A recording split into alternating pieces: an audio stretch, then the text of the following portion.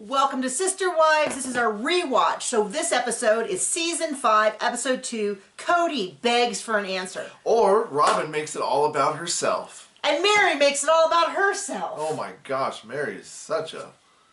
Damn it. So the episode is about a couple different things. The houses that they're going to be building, Logan's graduation, which anybody who follows the long-term history is a pivotal point in Robin history, and another episode about Mary and potentially having a baby. I wonder what's going to happen. I had forgotten, in my memory, Robin offered to be a surrogate, and there was like 2 conversations after that. The truth is, it's been like 6 or 7. We'll just jump right in. They start with a ton of flashbacks. I was like, what is going on? Like, I had flashbacks to the episode of 18 that we just watched, where it was all flashbacks, but a ton of flashbacks, tons of footage. They talk about, oh, there's another thing that starts off, which is they're going to the family conference. And for some reason, the teacher-parent conferences for the high school kids, and they all go, even though Robin does not have any kids. They're trying to really play it up like, we're all equal moms. And I will say, even though Robin won't feed any other kids that aren't hers, or, you know. And she's only been in the family for 2 years, but she sure has a lot of opinions that she brings up. Well, she is the favorite wife. But everybody else, all the other mothers do have children at this high school, and we meet about 4 different teachers there.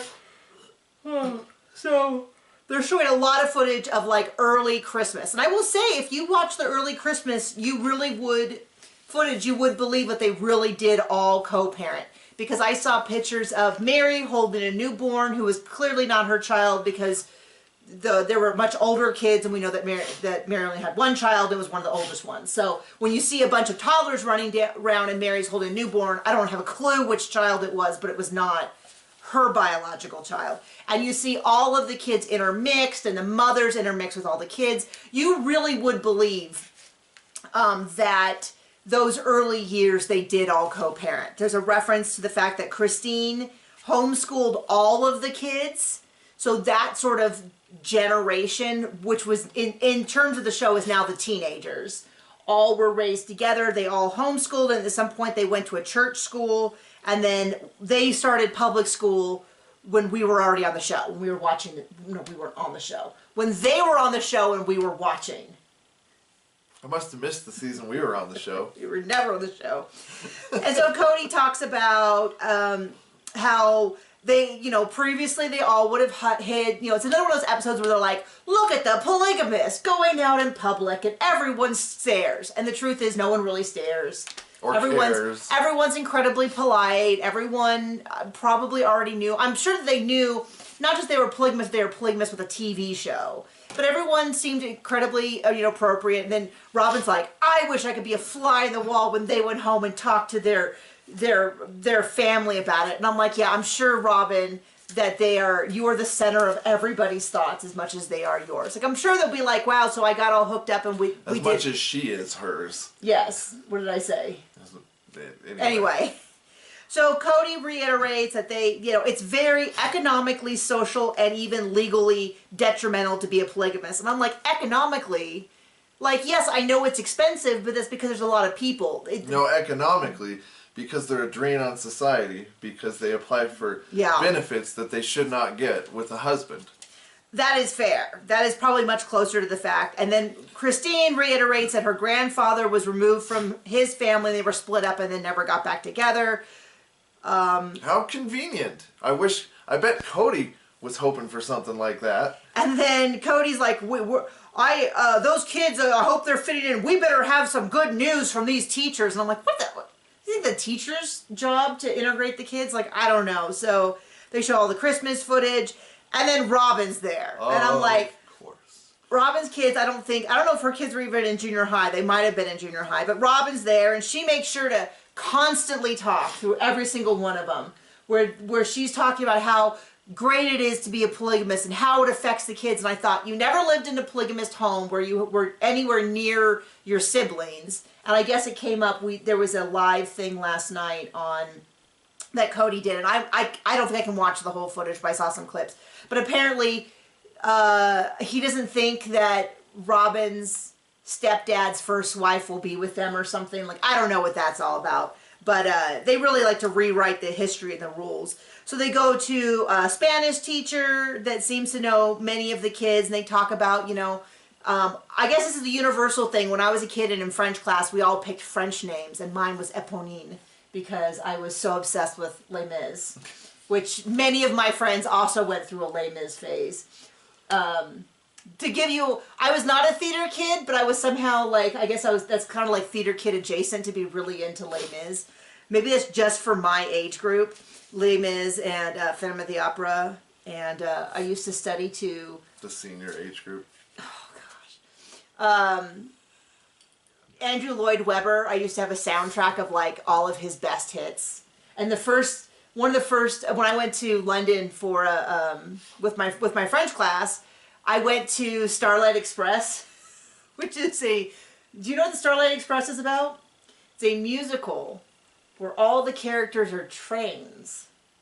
And there's a big theater and they have a big like thing and they roller skate around. So John, would you like to go with me to Starlight Express? For anniversary that's coming up? Starlight Express, answer me yes. Ow, ow, ow, ow, ow. Sorry. How dare you have your hair there. A substantial amount of my hair. Gosh. Okay, I think that's a sign to get back to paying attention to what we're doing. And then they went to a coach, and this was a whole big thing because Aspen was... The coach was like, yeah, Aspen's missed a lot of the classes, and they cut to Aspen, and Aspen's like, I didn't want to go, so I didn't. And Christine's like, you know, I don't hassle my kids. If they have A's, I kind of let them do. And then Mary's like, well, then my child comes to me and goes, why can't I miss school? Christine lets them miss school. Because Mary wants an empty nest. I mean, yeah, she's like, get out, we're done. So then Christine's like a little bit like, this is really none of your business, Mary. And then Aspen at one point says that she would like to be a plural wife, which I do not believe is how adult Aspen feels. There was a little bit, because Mitch comes also from a polygamous family.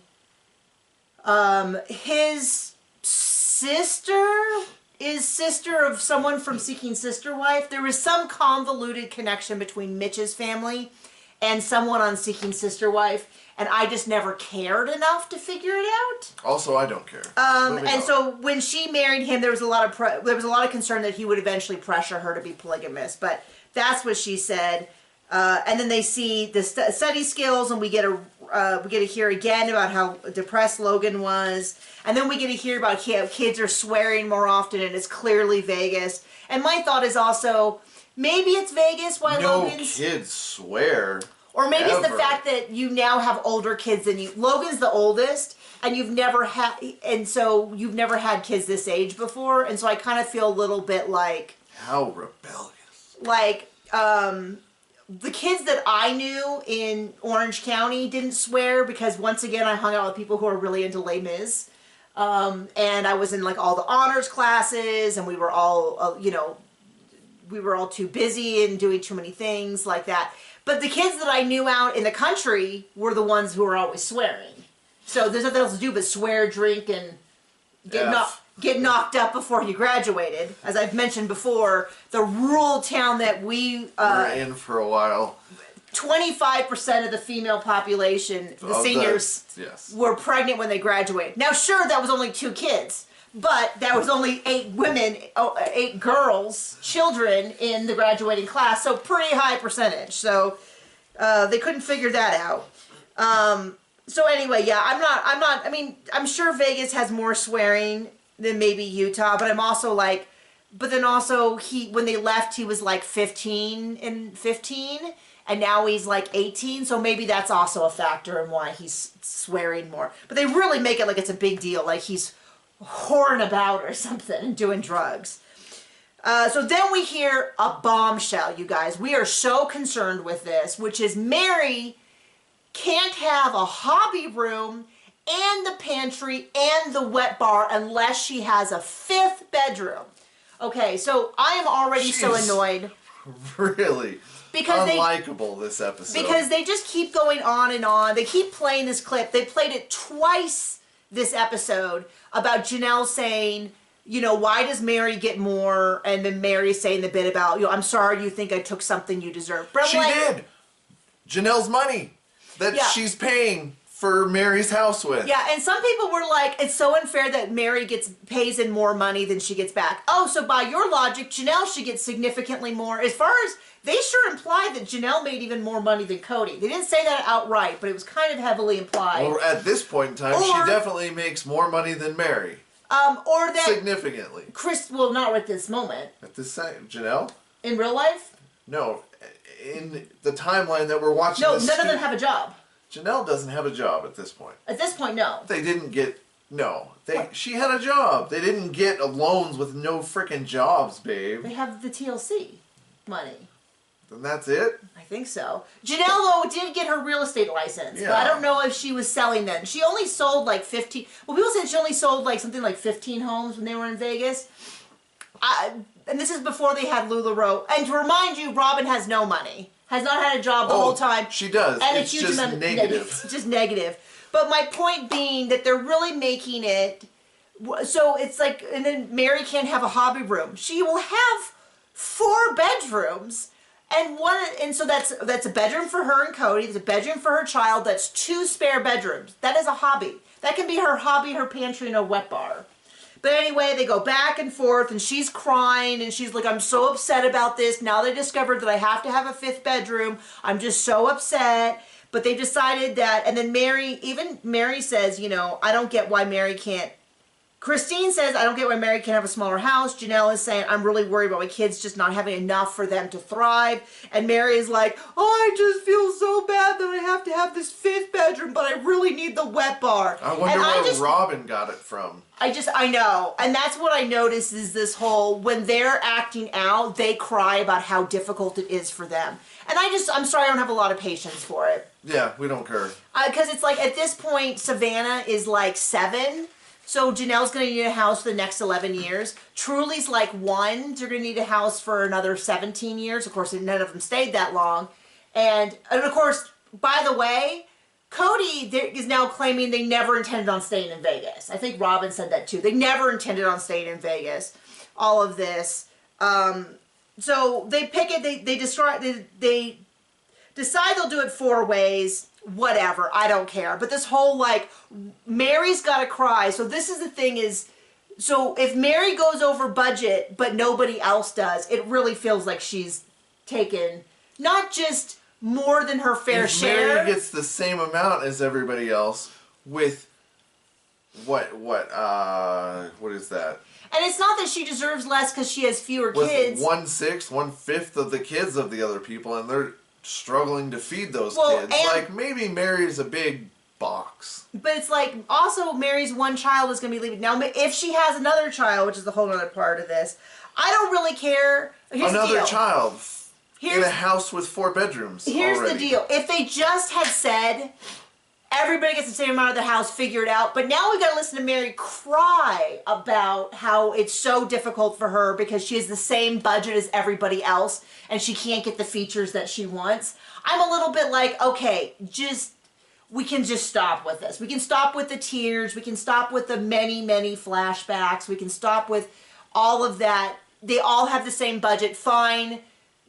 The family of 7 to 8 and the family of 2 to 3, depending whether you count Kody or not, gets the same budget, whatever. But now we got to listen to her cry about it. Like, okay, whatever. There's plenty of places I do feel sympathetic for Mary. This is not one of them. This is not one of them. So now we get to Logan's graduation. And you know who the true victim is of Logan's graduation? Robin. Robin, because she, by her own decision, left late and missed it. And almost got Kody to miss it too. So Logan's graduating from his high school, but because the high school is so big, like 3,800, and all of the kids want to bring their family, they're going to UNLV Stadium so that there's enough space for everybody to go. So Kody texts Janelle and says, it's your fault that nobody knows what's happening. And she's like, I don't know. We've been on this trip. We just got back. I kind of thought that Kody would tell people. Which I think is a very fair assumption. Only if... that King Patriarch was in charge. Only if there's... Yeah. So... Yeah, I mean, only if there's, you know, if he's a husband to her, which right? he's not. So he's like, that's not what I said. I just said that she needed to be clear with everyone because nobody knows what's happening. Which to me does not sound that different than what Janelle said that he said. And then Robin says, well, I texted Janelle yesterday and she told me it was like 4 or 5 hours. So that's too long for Solomon. So I planned on leaving late. And it's like, okay, well, that sounds like a you decision. But she really tried to throw Janelle underneath the bus with this. So we see Janelle getting her whole family ready alone. And I'm like, I wonder where Kody is right now. No, you don't, because we know. And sure enough, he calls, and we find out that Kody is at Robin's house. So this whole, like, so Robin knows when Kody leaves. And she says that she was going to leave a half hour late. That is what she said. But then Mary texts her from the stadium and says, hey, I forgot my camera. Can you bring a camera? So she now knows that everybody's there, but she's still playing this big, like, I couldn't possibly, oh gosh, I don't know. So then she's talking about, they're all there, they're all seated, and Cody's really super concerned with where's Robin, and he starts texting her.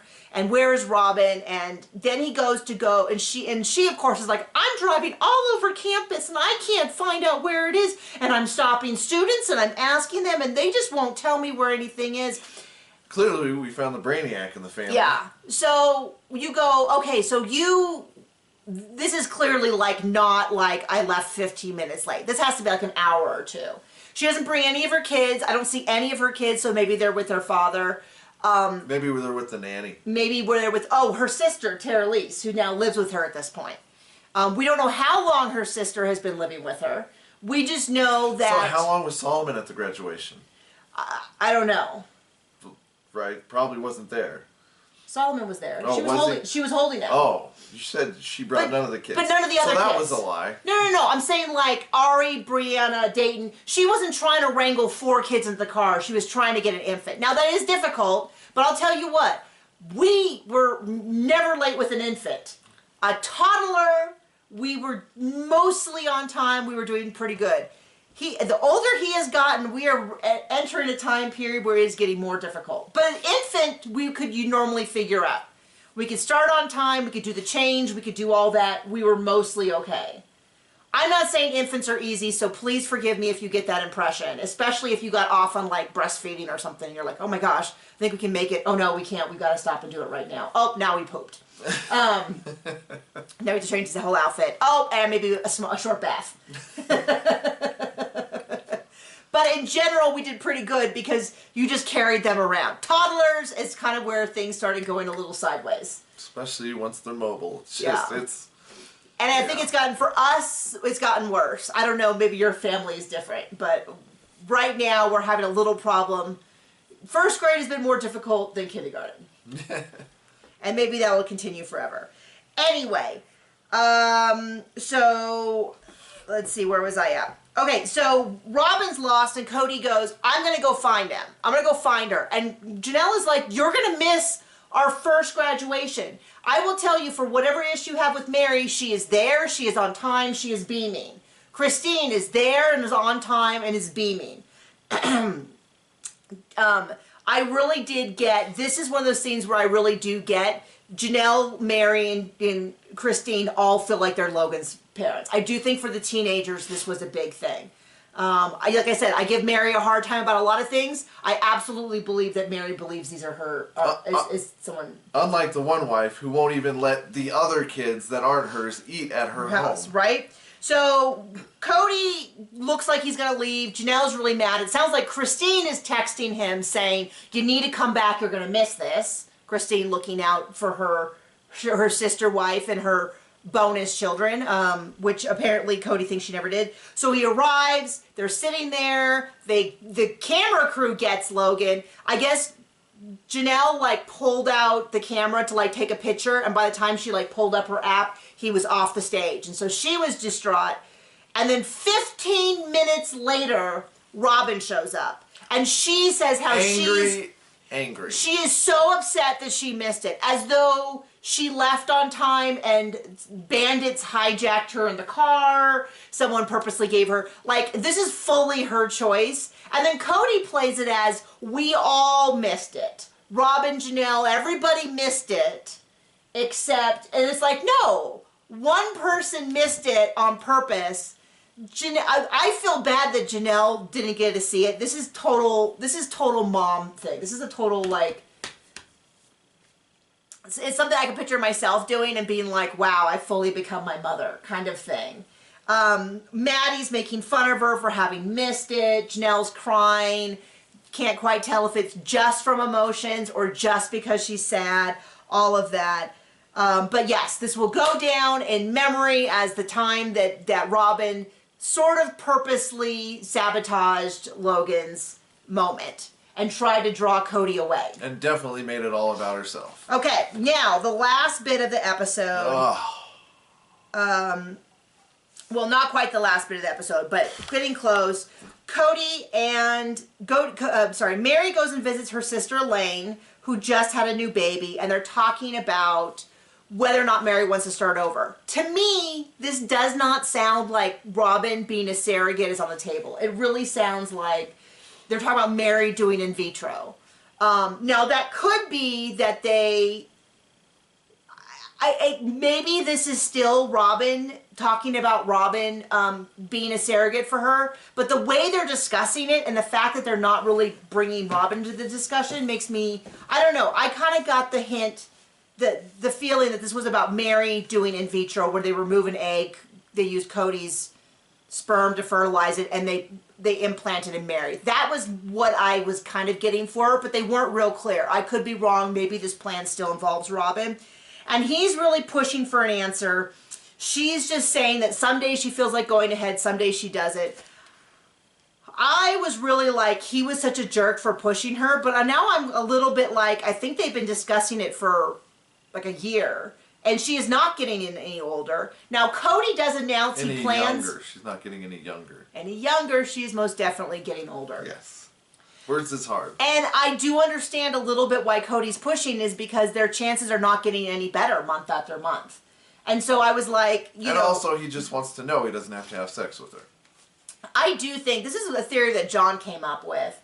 Which is, because Mary keeps dropping these kind of odd hints about, like, I wish we could just do it naturally, I wish... And I'm wondering if this... The thing is, you gotta have sex to do it naturally. We know at some point that Kody stopped having sexual relations with Mary. We don't know when it was, other than it was in Vegas. Got an idea. And John's theory is that some of Mary saying, I wish it could just happen naturally, is her saying that Kody and her should be having more sex, more regular sex. And I kind of think that's what it is, and my guess is that if they are at this point still intimate, as they like to refer to it, it is not very consistent.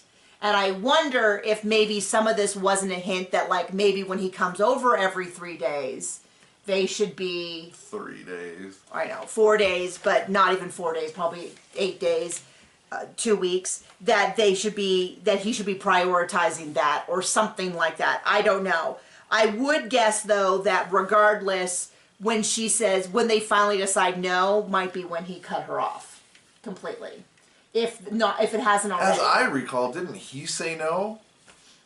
That is my memory of it. Okay. We're going to see.